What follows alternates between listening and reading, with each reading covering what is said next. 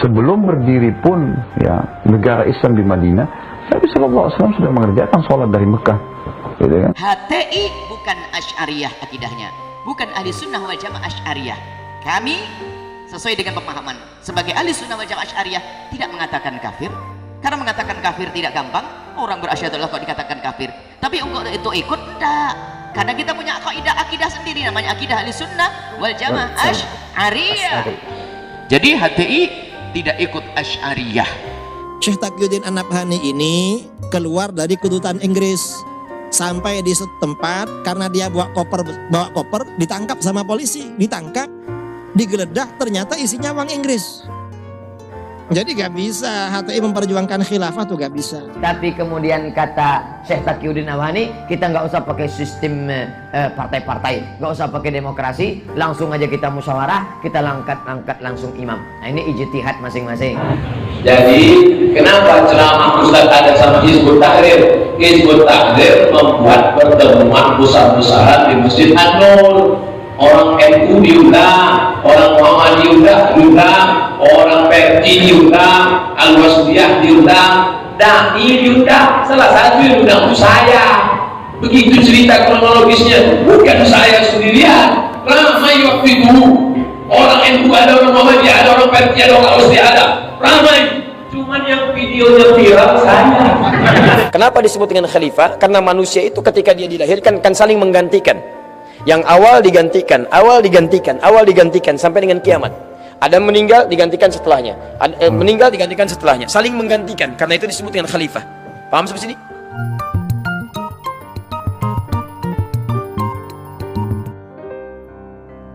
Hizbut Tahrir adalah teman-teman yang memang bersemangat dalam mendirikan khilafah. Sebenarnya itu adalah hal yang positif saja. Tidak ada pelanggaran menurut saya, Allahu a'lam, dalam masalah ini. Ya, selama memang mereka tidak melakukan pelanggaran-pelanggaran syar'i, gitu kan? Memang mereka merujuk kepada ulama-ulama yang memiliki ilmu, ya, ahli ilm, dan memang mereka juga tidak eksklusif, ya. Artinya memang murni menjunjung tinggi agar khilafah itu berdiri, dan mereka juga mengaplikasikan dalam kehidupan mereka sehari-hari syariat, gitu. Dan ada juga salah satu guru saya dulu di Mekah. Semoga Allah sembuhkan beliau, lagi sakit sekarang, Syekh Muhammad Jamil Zainu, yang saya sangat muliakan beliau.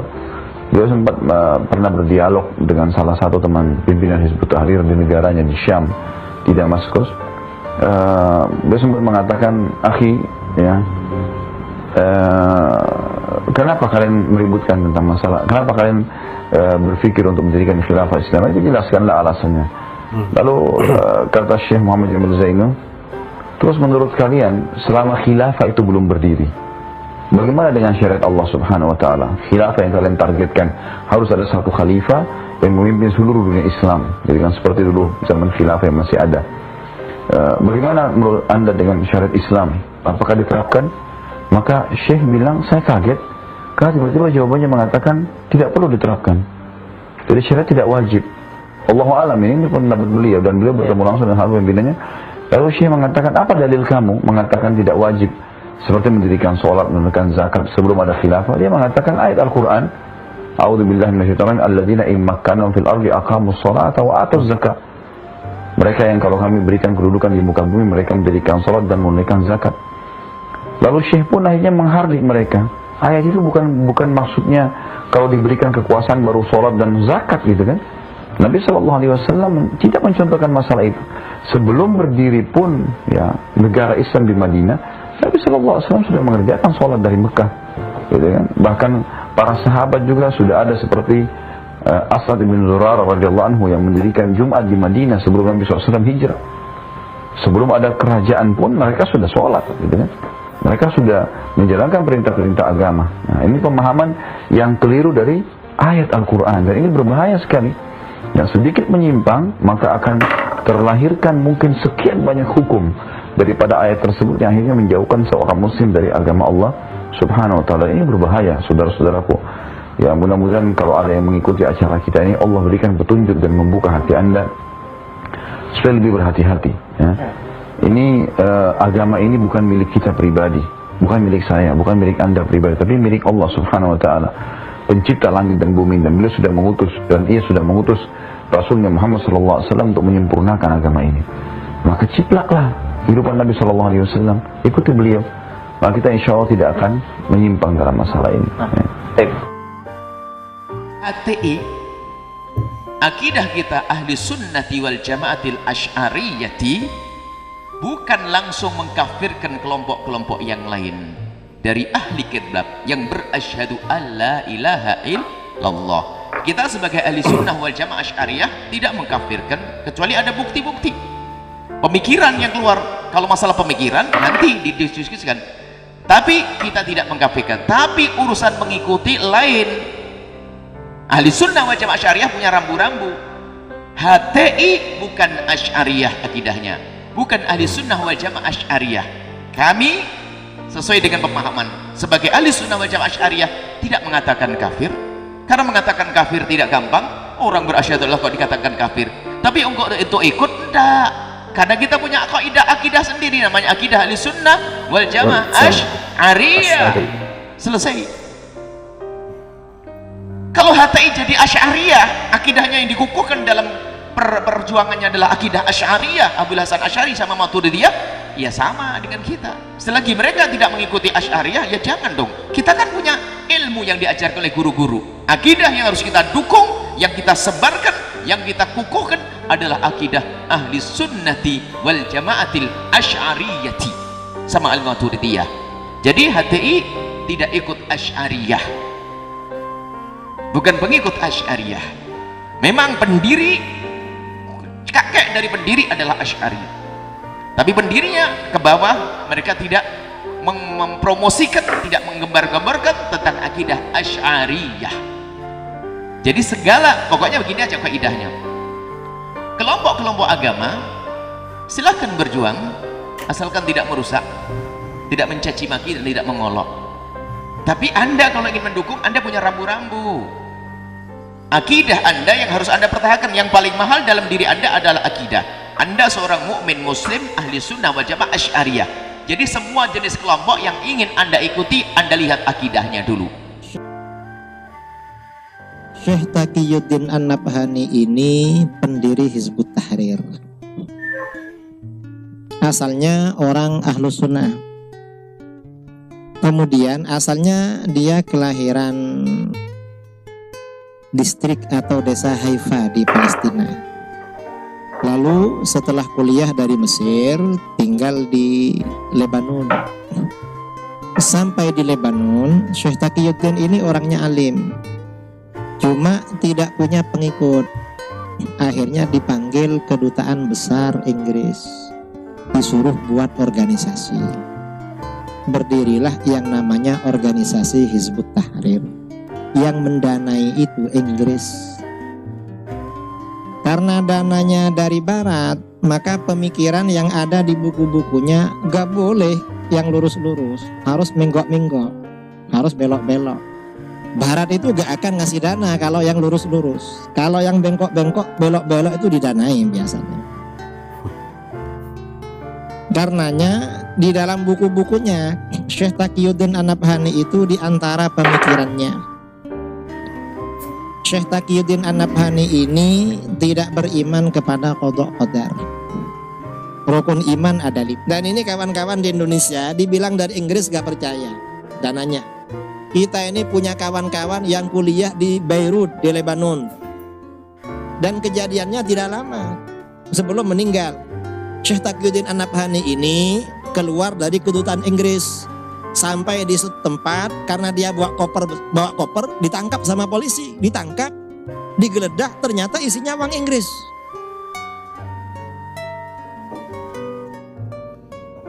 Jadi gak bisa HTI memperjuangkan khilafah tuh, gak bisa. Mengapa? Akidahnya gak betul. Khilafah ini kalau memang ingin diperjuangkan bukan seperti itu caranya, tetapi mengajak umat Islam kembali kepada akidah Ahlus Sunnah wal Jamaah. Karena kunci kemenangan umat Islam itu ada 2. Yang pertama adalah iman, yang kedua adalah amal soleh.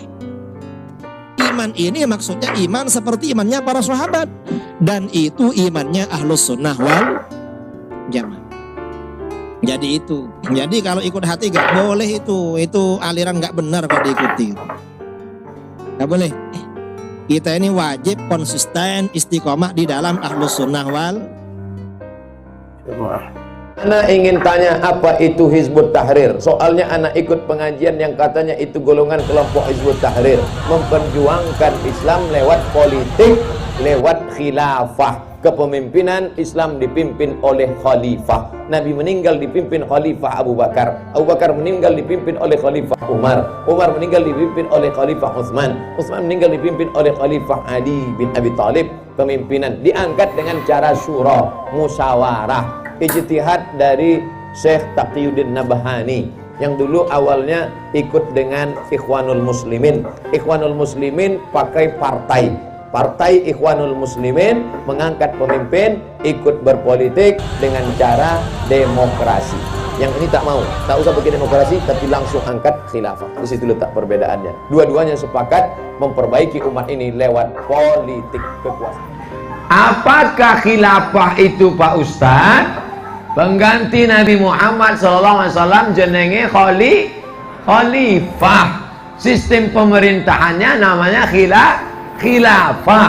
Nama lain dari khilafah imamah, artinya ada pemimpinnya, diangkat berdasarkan musyawarah. Maka diangkatlah Abu Bakar Siddiq berdasarkan musyawarah. Bagaimana dengan dakwah Hizbut Tahrir Indonesia? Apakah betul jalannya Pak Ustadz? Hizbut Tahrir didirikan oleh Syekh Taqiyuddin Nabhani dari Palestina. Dulunya sama dengan Syekh Hasan Al-Banna. Kata Hasan Al-Banna, kita untuk memperjuangkan mesti buat partai politik. Makanya ada partai politik Ikhwanul Muslimin, IM. Lewat partai politik lah ada anggota legislatif DPR. Lewat DPR lah keluar undang-undang. Tapi kemudian kata Syekh Taqiyuddin Nabhani, kita nggak usah pakai sistem partai-partai, nggak usah pakai demokrasi, langsung aja kita musyawarah, kita angkat langsung imam. Nah ini ijtihad masing-masing. Ini ijtihad Syekh Taqiyuddin Nabhani, ini ijtihad Syekh Hasan Al-Banna. PKS, nah itu pakai ijtihad Hasan Al-Banna, maka pakai partai politik, memilih anggota legislatif dari partai. PBB, Partai Bulan Bintang, kemudian P3, partai-partai yang menyuarakan umat Islam, PKB, PAN, memilih anggota legislatif. Setelah itu dia naik ke atas, dialah yang membuat peraturan undang-undang. Apa itu Hizbut Tahrir?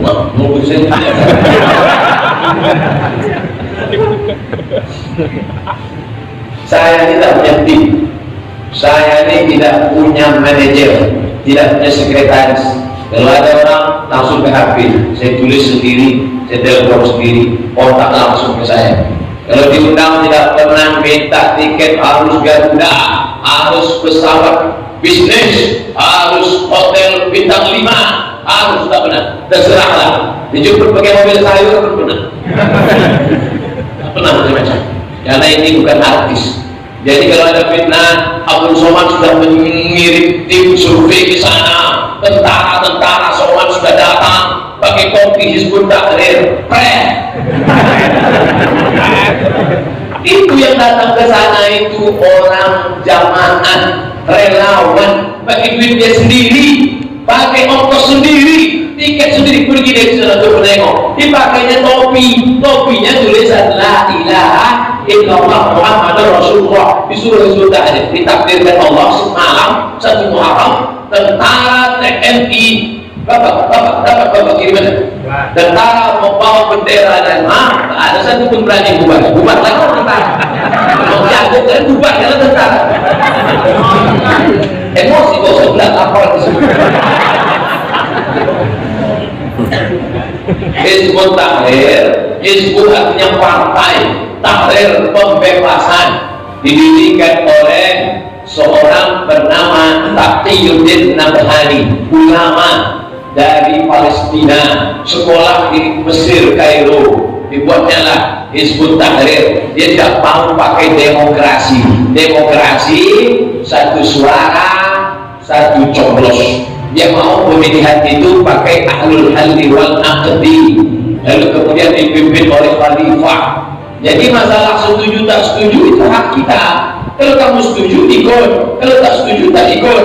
Tapi mengejek, mengecam, mencela, jangan lupa kita hidup menghormati pendapat orang lain. Kita negara Kesatuan Republik Indonesia sudah bersepakat founding father pendiri bangsa menggunakan Pancasila, ketuhanan yang Maha Esa. Maka semua yang bertuhan harus dilindungi, yang berhantu dilindungi, apalagi bertuhan. Jadi kenapa ceramah Ustaz ada sama Hizbut Tahrir? Hizbut Tahrir membuat pertemuan besar-besaran di Masjid An-Nur. Orang NU diundang, orang Muhammadiyah diundang, orang PRI diundang, Al-Wasliyah diundang, Dai diundang. Salah satu yang diundang itu saya. Begitu cerita kronologisnya, bukan saya sendirian. Ramai waktu itu. Orang NU ada, orang Muhammadiyah ada, orang PRI ada, orang Al-Wasliyah ada. Ramai. Cuman yang videonya viral saya. Itu Apakah makna khilafah dalam arti sebenarnya menurut Islam sendiri? Karena seiring berjalannya waktu makna khilafah semakin menurun dan tergerus oleh mindset negatif. Masya Allah. Bagaimana contoh kepemimpinan yang bagus diterapkan di Indonesia menurut pandangan Islam sendiri? Tapi kita lihat dulu bahasa khalifah atau khilafah. Khilafah itu sistemnya, khalifah itu tugasnya. Di Quran surah kedua Al-Baqarah ayat ke-30, paling kiri sebelah atas. Ini kalimat khalifah pertama di Quran.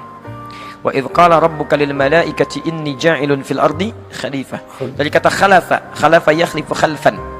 Secara bahasa bisa memiliki beberapa arti. Sesuatu pertama yang datang belakangan kemudian. Makanya kalau saya katakan yang di belakang, saya katakan khalfa. Haulai ikhwa khalfi. Ya, mereka ada teman-teman di belakang saya. Khalaf. Generasi belakangan. Yang datang belakangan, yang awal-awal disebut dengan salaf. Salaf awal-awal, khalaf belakangan. Baik. Jadi yang datang kemudian disebut dengan khalaf. Orang yang disebut khalif, tugasnya disebut khalifah. Kenapa disebut dengan khalifah? Karena manusia itu ketika dia dilahirkan kan saling menggantikan. Yang awal digantikan, awal digantikan, awal digantikan sampai dengan kiamat. Ada meninggal digantikan setelahnya. Meninggal digantikan setelahnya. Saling menggantikan. Karena itu disebut dengan khalifah. Paham sampai sini? Yang kedua, kata khalifah juga bisa berarti sesuatu yang mengandung manfaat. Sesuatu yang bermanfaat, yang menciptakan kebaikan. Turunan dari situ disebut dengan al-umru, batas usianya. Batasnya disebut dengan ajal, isinya disebut dengan umrun. Keadaannya disebut dengan ma'mur. Kata kerjanya amira, turunannya ya'mur. Baik. Khalifah yang membawa manfaat, bisa membangun. Karena itu ketika Adam diturunkan ke bumi untuk membawa ketenangan, kesenangan, kenyamanan, maka dikatakan oleh Allah, Adam, kamu dengan keturunanmu akan saling menggantikan. Tapi setiap yang hadir di bumi itu harus membawa manfaat dalam kehidupannya. Jadi kalau bicara yang bermanfaat, kalau menatap yang bermanfaat, kalau bekerja yang bermanfaat. Makanya semua bangunan yang dibangun oleh manusia itu harus membawa manfaat dalam kehidupan. Membawa manfaat, itu poinnya.